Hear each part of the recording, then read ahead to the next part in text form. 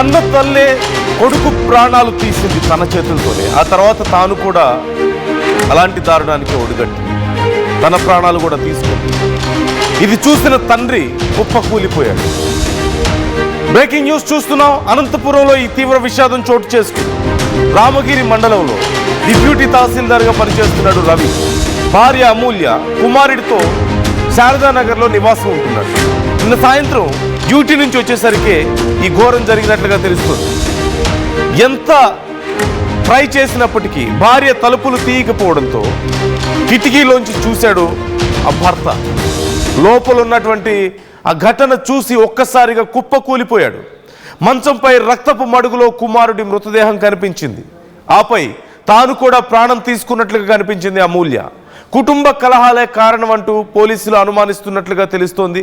ఈ కేసు ఇప్పటికే విచారణ చేస్తున్నారు పోలీసులు. కుటుంబ సభ్యుల్ని బంధువుల్ని విచారిస్తున్నట్లుగా తెలుస్తోంది. అయితే ఎప్పట్లాగానే ఆఫీస్కి వెళ్ళాడు భర్త. సాయంత్రం తిరిగి వచ్చాడు. ఎంత డోర్ నాక్ చేసినా సరే డోర్ ఓపెన్ చేయడం లేదు భార్య. ఏం అర్థం కాక ఎందుకు అసలు ఇంట్లో ఉన్నారా లేరా అర్థం కాలేదు. చూస్తే లోపల డోర్ పెట్టుకున్నట్లు కనిపిస్తుంది, లోపల గడియ పెట్టినట్లు కనిపిస్తుంది, అర్థమవుతుంది. ఒకవేళ నిద్రపోతున్నారా అంటే ఇంతసేపు ఏం చేస్తున్నారా అన్న అనుమానం వచ్చింది. అప్పటికే వచ్చి విండోలోంచి వెళ్ళి తొంగి చూస్తే ఆ మంచం మీద భర్త చూసినటువంటి ఆ దృశ్యానికి అతను అక్కడికక్కడే కుప్ప కూలిపోయినట్లుగా తెలుస్తోంది. తన కొడుకు రక్తపు మడుగులో పడి ఉండడాన్ని అతను చూశాడు. ఆ తర్వాత ఆ భార్య కూడా ప్రాణాలతో లేకుండా విగత జీవిగా పడి ఉండడాన్ని గమనించినట్లుగా తెలుస్తోంది. మీరు స్క్రీన్లో చూస్తున్నారు ఆ కుటుంబం. మంచి ఉద్యోగం, భార్య, ఒక కొడుకు, చూడ్డానికి చాలా ముచ్చటైనటువంటి ఫ్యామిలీ. కానీ చివరికి కన్న తల్లే కొడుకు ప్రాణాలు తీసిందంటూ తెలుస్తోంది. అసలు దీనంతటికీ కారణం ఏంటి అంటే కుటుంబ కలహాలు అంటూ సమాచారం అందుతోంది. సో డీటెయిల్స్ తెలుసుకునే ప్రయత్నం చేద్దాం. మీరు స్క్రీన్లో చూస్తున్నారు పోలీసులు అక్కడ విచారణ చేస్తున్నటువంటి పరిస్థితిని. స్క్రీన్లో ఆ ఫ్యామిలీకి సంబంధించినటువంటి ఫోటోను కూడా నేను మీకు చూపిస్తున్నాను. ఒకసారి మీరు చూడొచ్చు. చాలా క్యూట్ ఫ్యామిలీ, చిన్న ఫ్యామిలీ, మంచి ఉద్యోగం, భార్య, పిల్లవాడు అందరూ. కానీ కుటుంబ కలహాలతో ఆ క్షణికావేశంతో చివరికి తన ప్రాణాలు తీసుకుందే కాక కొడుకు ప్రాణాలను కూడా తీసింది ఆ తల్లి. డీటెయిల్స్ తెలుసుకుందాం.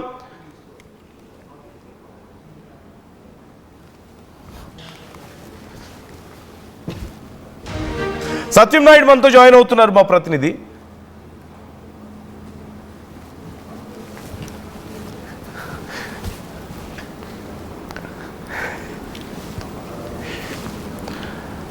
చలనాయుడు మనతో జాయిన్ అవుతున్నారు. మరిన్ని డీటెయిల్స్ తెలుసుకునే ప్రయత్నం చేద్దాం. చలనాయుడు, డీటెయిల్స్ ఎలా ఉన్నాయి? అంటే కన్న తల్లే కొడుకు ప్రాణాలు తీయడం ఏంటి? ఒకవేళ కుటుంబ కలహాలే ఉండుండొచ్చేమో, బట్ ఇంత దారుణానికి ఎందుకు పాల్పడింది? పోలీసులు ఏం చెప్తున్నారు? ఆ భర్త పరిస్థితి ఏంటి ఇప్పుడు? అతను ఏమైనా చెప్తున్నాడా డీటెయిల్స్? చేసినందు మొత్తం మీద అయితే మాత్రం ఈ సంఘటన అనేది చాలా ఘోరం అని చెప్పేసి చాలా మంది చేస్తున్నారు. ఎందుకంటే ముఖ్యంగా ఒక తల్లి తన కుమారుని 3.5 సంవత్సరాలు కలిగినటువంటి కుమారుని చంపిన తర్వాత తను ఆత్మహత్య చేసుకున్నట్టుగా ఇప్పటికే ప్రాథమికంగా ఒక నిర్ధారణకు వచ్చినటువంటి పోలీసులు, అందులో ముఖ్యంగా బంధువులు కూడా ఆరోపిస్తున్నటువంటిది ఒకటే, భర్త వేధింపుల కారణంతోనే ఈ రోజు అమూల్య ఈ రకమైనటువంటి సాహసానికి ఒడికట్టింది అని చెప్పేసి బంధువులు అయితే ఆరోపిస్తున్నారు. ఎందుకంటే పెద్ద ఎత్తున మేము ఎక్కువగా కట్నం కావచ్చు, అధికమైనటువంటి కట్నం కావచ్చు, బంగారు కావచ్చు ఇచ్చి పెళ్లి చేసాం 5 సంవత్సరాల క్రితం. చాలా అన్యోన్యంగా ఉండాల్సిన జంట, ముఖ్యంగా అతను కూడా చాలా మంచి ఉద్యోగం చేస్తున్నాడు, డిప్యూటీ తహసీల్దార్ గా వర్క్ చేస్తున్నటువంటి ఈ వ్యక్తి ఈ రకంగా హరాష్ చేయడం అనేది మేము జీర్ణించుకోలేకపోతున్నాం. ఆ కళ్ళెదుటే గతంలో కూడా చేత్తో దాడి చేసినటువంటి సంఘటనలు కూడా ఉన్నాయని వారు బంధువులు చెప్తున్నటువంటి పరిస్థితి నెలకొని ఉంది. అయితే పోలీసులు అయితే ప్రాథమికంగా మాకు వచ్చినటువంటి ఇన్ఫర్మేషన్ ఆధారం చేసుకొని పూర్తి వివరాలు ఎంక్వైరీలో తేలుతాయి. అయితే పోస్ట్ మార్టం ఈ రోజు అయితే పోస్ట్ మార్టంకి ఇప్పుడే పోలీసులు మొత్తం ఎంఆర్ఓ తహసీల్దార్ సమక్షంలో కూడా ఇక్కడ పోస్ట్ మార్టం కూడా ఇప్పుడే ప్రారంభమైంది.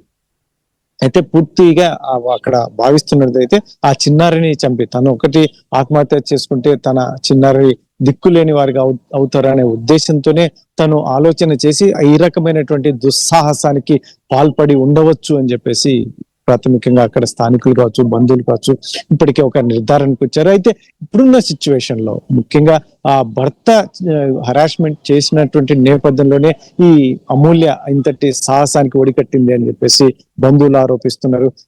ఇటువంటి పరిస్థితుల్లోనే మాకు న్యాయం జరగాలి అని చెప్పేసి పోలీసులు కావచ్చు, అంటే ఇక్కడికి పోస్ట్ మార్టానికి వచ్చినటువంటి తహసీల్దార్ని కావచ్చు, వారు రోధిస్తూ వేడుకుంటున్నటువంటి నేపథ్యం నందు అయితే ఈ పూర్తి వివరాలు అయితే మాత్రం మాకు ఎంక్వైరీ జరుగుతుంది. ఒకవైపు ఎంక్వైరీ జరుగుతుంది, మరోవైపు పోస్ట్ మార్టం రిపోర్ట్. ఈ రెండింటిని కూలంకషంగా మేము పరిశీలించిన తర్వాతనే ఏంటి అనేది పూర్వాపరాలు వెల్లడించడానికి వీలవుతుందని నగర డిఎస్పీ ఇప్పటికే చెప్పారు.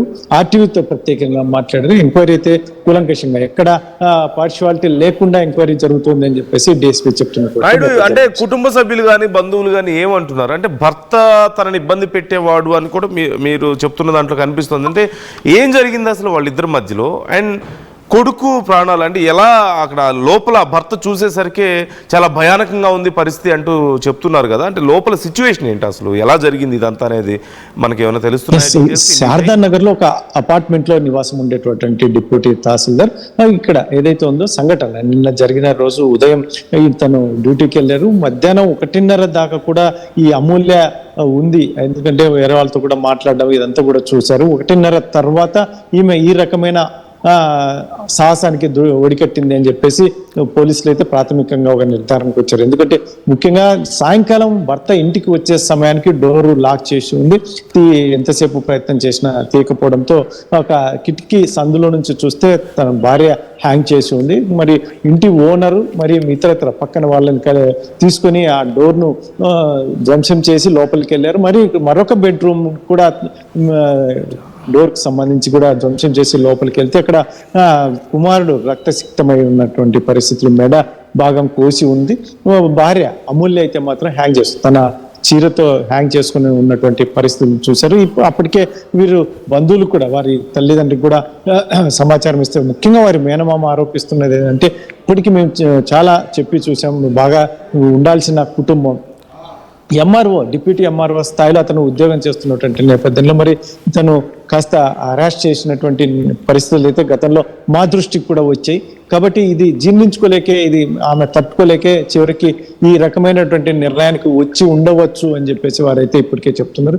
అయితే మరి పోలీసులు అయితే ఎంక్వైరీ చేస్తున్నామని చెప్తున్నారు. కానీ ఇప్పుడు వరకు అయితే డిప్యూటీ ఎంఆర్ఓ సంబంధించిన బంధువులు ఇంతవరకు మీడియా ముందుకు కానీ బయటికి రాలేదు. ఎందుకంటే ఏదైనా జరగదు, ఈ బంధువులు అమూల్య బంధువులు దాడి చేసే పరిస్థితులు కూడా జరిగే అవకాశం ఉంటుంది. కాబట్టి వారిని గోప్యంగానే ఉంచారు. పోలీసులు అదుపులో ఉన్నారనే చెప్తున్నటువంటి పరిస్థితులు ఉన్నాయి. మొత్తానికి అయితే అమూల్య తన కొడుకును సహస్రను చంపి ఆత్మహత్య చేసుకోవడం అనేది చాలా హృదయ విదారక సంఘటన. ఇటీవల కాలం మొన్ననే చూసాం, ఒక కదిరి నియోజకవర్గంలో మామ సొంతం ఏదైతుందో ఒక మామ వరుస అయ్యేటువంటి వ్యక్తి తన కొడుక్కి ఆరోగ్యానికి డబ్బులు ఇవ్వలేదని చెప్పేసి ఒక అబ్బాయిని 4 ఏళ్ల చిన్నారిని కిడ్నాప్ చేసి కూడా హత్య చేసినటువంటి ఉదంతం మర్చిపోకముందనే మరొక సంఘటన, తన కొడుకుని తల్లి ఈ రకమైనటువంటి దుస్సాహసానికి ఒడికడుతుందని ఎవరు ఊహించినటువంటి పరిస్థితులు. ఎందుకంటే తను చనిపోతే తన బిడ్డ అనాథ అవుతుంది, అనాథ కాకూడదనే ఉద్దేశంతోనే ఈవిడ ఆలోచన చేసి ఆ రకమైన చర్యకు పాల్పడి ఉండవచ్చు అని ఇప్పటికీ ప్రాథమికంగా ఒక నిర్ధారణకు వచ్చారు. Right thank you Challanaidu, thanks for the details. ఇక ఆ కుటుంబ సభ్యులు కానీ ఆ బంధువులు కానీ ఈ అంశానికి సంబంధించి అసలు ఏమంటున్నారు వాళ్ళ మాటల్లో ఒకసారి చూద్దాం. అట్ ది సేమ్ టైం మా ప్రతినిధి చల్లనాయుడు స్థానిక అధికారులతో కూడా మాట్లాడి మరింత సమాచారం తెలుసుకునే ప్రయత్నం చేశారు. ఒకసారి ఆ వివరాలు చూద్దాం. ఎమ్మడి సార్ ఏం లేదు, నేనేం గతిలే కొడితే బాగుండదు. నేను ఉద్యోగస్తుని, వాడు ఉద్యోగస్తుడితే నేను ఉద్యోగస్తున్నే. విలువలు ఉండాలా ఉద్యోగస్తుడు కూడా, విలువలు లేని ఉద్యోగాలు. ఆల్రెడీ నా భార్యది కూడా ఏంది మీద ఎక్కువైందని అన్నాడు. నా భార్య 7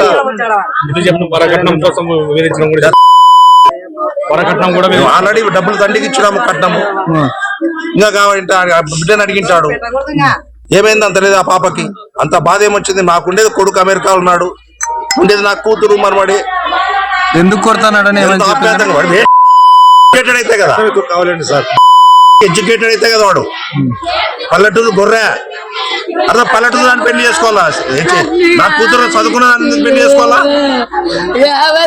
పల్లెటూరు కూలి మనిషిని చేసుకుంటే అయిపోయి కదా. నీకు ఎట్లా కావాలంటే అట్లా దూకుతుంది. వరకట్నం అడిగింటాడు, వరకట్నం వేధిస్తున్నాడు, పిల్లల్ని కొడుతున్నాడు. ఏం తేడు? కాయగూరలు తేడు. కాయగూరకు తేలేకుంటే నేనే సర్దిన నా కూతురికి. ఏం వాంతలే పోయి తెచ్చుకో కాయగూరలని. కాయగూరలు తెచ్చిచ్చే మొగలకు తెలియదా? తెలియదు. ఇది ప్రతి నా పేరు శ్రీనివాసులు. నేను వచ్చేసి అమ్మాయి మేనమావని. నేను అమ్మాయి మేనమావని. అతను వచ్చేసి దాదాపుగా 1 సంవత్సరం 2 సంవత్సరాల నుంచి ప్రతినిత్యం ఆ పాపను వేదనకు గురి చేస్తున్నాడు. అది వరకట్నం కావచ్చు, హెరాస్మెంట్ కావచ్చు, రకరకాలుగా చాలా కారణాలు ఉన్నాయి. ఈ కారణాల వల్ల ఆ పాప మనసు చాలా కుంగి కృషించి ఈ తీవ్రమైనటువంటి నిర్ణయం తీసుకుంది. దీంట్లో అనుమానాస్పదంగా కూడా మాకు కొంత కనపడుతుంది. ఏమని? ఇది వాస్తవంగా నాకు పోలీసు వారు డెఫినెట్ గా దీన్ని విచారణ చేసి దానిపైన తగు చర్యలు చేసి కఠినమైన శిక్ష, ఎవరైతే ఉన్నాడో రవి అనే అతను అమూల్య భర్త, అతని పైన కఠినమైన చర్యలు తీసుకొని మాకు తగు న్యాయం డెఫినెట్ గా చేయాలా. ఒక ఆడపిల్ల మామగా, ఒక ఆడపిల్ల తండ్రిగా నేను ఒకటే కోరుకుంటున్నా. లక్షల రూపాయలు కట్నం ఇచ్చినాం, దాదాపు 70 లక్షల రూపాయలు కట్నం ఇచ్చినాం. ఎందుకంటే అబ్బాయి డిప్యూటీ తహసీల్దార్ అని ఎక్కువ డిమాండ్ చేసినందువల్ల ఫస్ట్ ఇవ్వడం కూడా చాలా ఎక్కువ కట్నం ఇచ్చి పెళ్లి చేసినాం. తర్వాత కూడా నిత్యం వేధింపులకు గురి చేస్తూ మా పాపని ఈ రోజు పొట్టలు పెట్టుకోవడానికి మూలకారకుడు ఆ డిప్యూటీ తహసీల్దార్ రవి రామగిరి మండలంలో ప్రజెంట్ ఇప్పుడు చేస్తున్నాడు. అతడు ఫోన్ చేసి చెప్పాడు, మీ పాప చనిపోయిందని చెప్పాడు నాకు ఫోన్ చేసి. ఫస్ట్ ఫోన్ నాకే వచ్చింది. మా పాప తర్వాత మేము మళ్ళీ అన్ని ఎంక్వైరీ చేసి వచ్చే లోపల తలుపులు పాల్గొంటున్నారు, లోపల పాప ఒక్కతే ఉంది అని వల్ల చెప్తా ఉన్నారు. దీంట్లో వాస్తవాలు ఎంత అనేది పోలీసు వారు తగు విచారణ చేసి మాకు నిజా